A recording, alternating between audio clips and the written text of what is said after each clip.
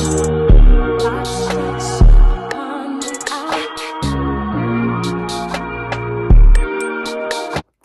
guys, so welcome back to Lex Reads. So in today's video, we're actually going to be talking about mystery books. Now, this is a genre where I do not read like at all, and I wanted to change that.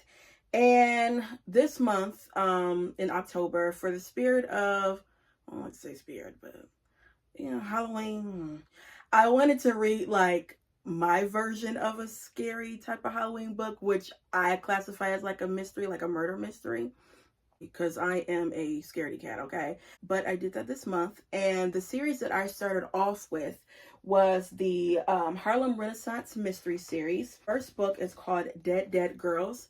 This is by Nakisha Afi. This is her debut novel, came out in 2021.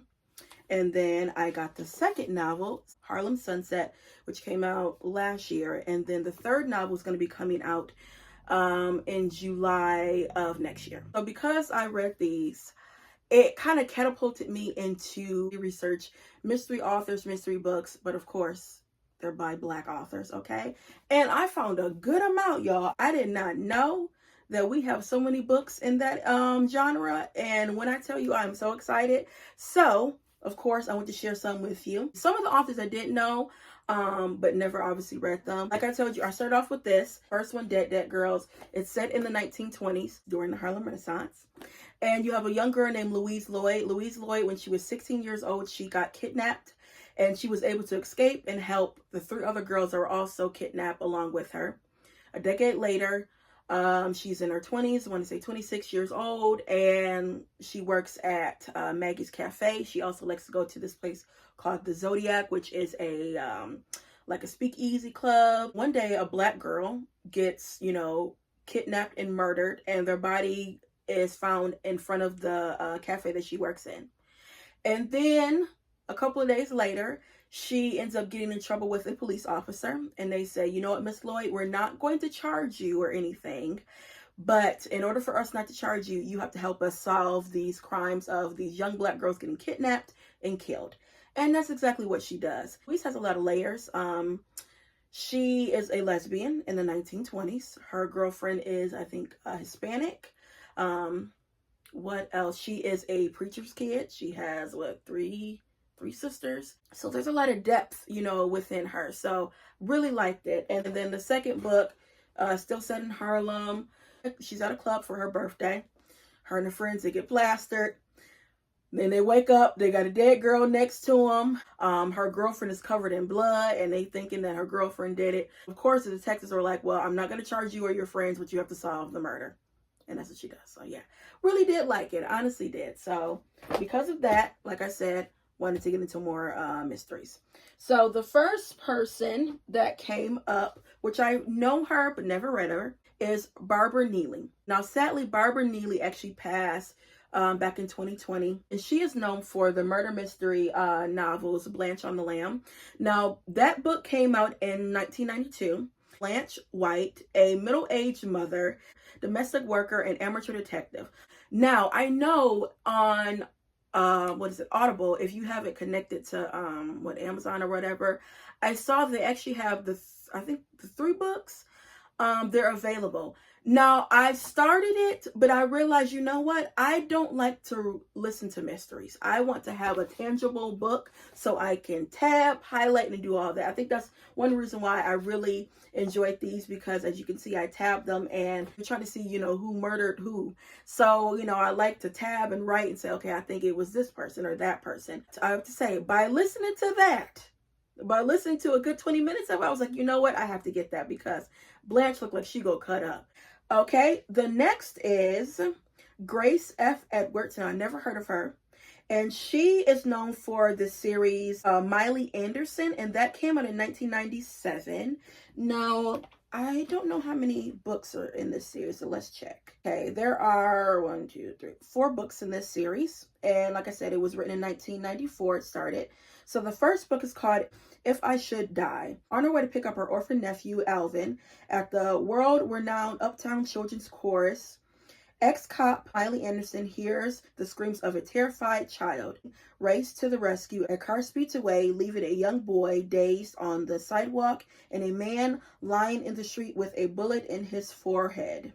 The victim of her friend, tour director of the chorus, and a man without an enemy in the world. Could he have been a target, or was he an innocent bystander gunned down as she tries to prevent the kidnapping of young Morris Johnson?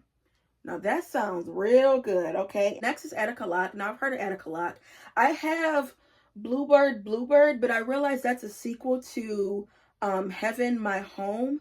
I got that because after I read her sister's book, Timby Locke's From Scratch, which I mean that's like a nonfiction memoir, but I was just so impressed. And then, you know, her and her sister, they co-produced and co-wrote From Scratch, you know, the series on Netflix. And then also too, he was a writer and producer for the Hulu series Little Fires Everywhere, which I absolutely adore. That limited series, like, watch it so many times. I'm going to start with Heaven My Home and see if I like it. Next is, we all know him, Walter Mosley, of course. Now, I only have one Walter Mosley book, and it's actually the one that he is known for, which is Devil in a Blue Dress, which I want to get another copy of this because I don't like mass market paperbacks. I think I got this like in the beginning of like my reading journey, and anything black I would pick up, but I don't like the feel of mass market paperbacks at all. So I want to get another copy of this, but I know this is from the Easy Rawlins series, and that's 15 books, girl. Now, I have seen this movie, of course, with Denzel Washington. Who else in there? Denzel, obviously playing Easy. You got Don Cheadle, isn't he in there? Who else? Wesley Snipes. It's been a year since I've seen that movie, but I do remember liking it. But yeah.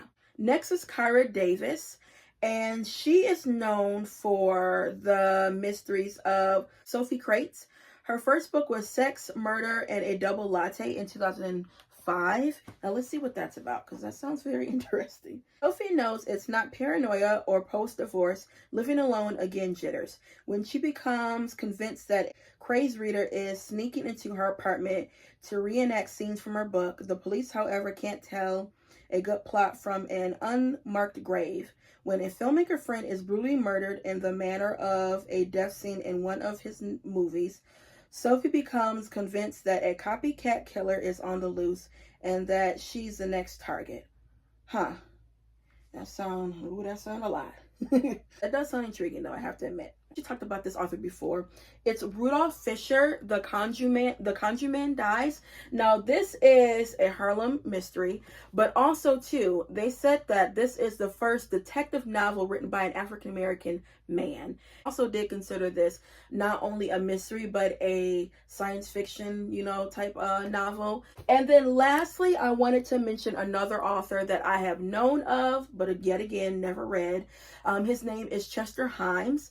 And Chester Himes is known for the Harlem Psycho series. Now, the first book I know of because it was a movie back in the 90s with Robin Givens, Gregory Hines, Forrest Whitaker. It's called A Rage in Harlem. And how many books is in this? And there are 9 books in this series. And from the from the movie, you had the love interest, which is played by Robin Gibbons, Emma Bell or something like that. Emma Bell's boyfriend is like, he's a horrible guy. He steals like this trunk of gold, and she ends up like running away with, like, you know, the trunk of gold, and he's trying to find her, but in comes a nice young Christian boy that works in a funeral home, Jackson, which is played by Forrest Whitaker. She ends up getting with him, and again, this is a nice Christian boy, ain't done nothing at all, okay? And girl, she turned him out. But because she has all this baggage, girl, you know, the boyfriend comes back, and yeah, it's a lot, okay? But that movie was really good. If you guys have not watched it, I would highly recommend you do.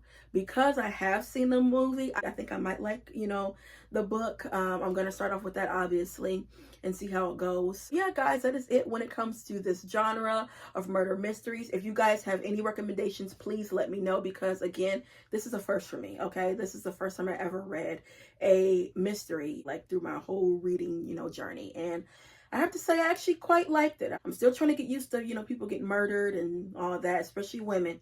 You all know how I feel about that. Like the fun of trying to solve who did it. But yeah, guys, that's all I have for you, and I'll be back with more Black Books.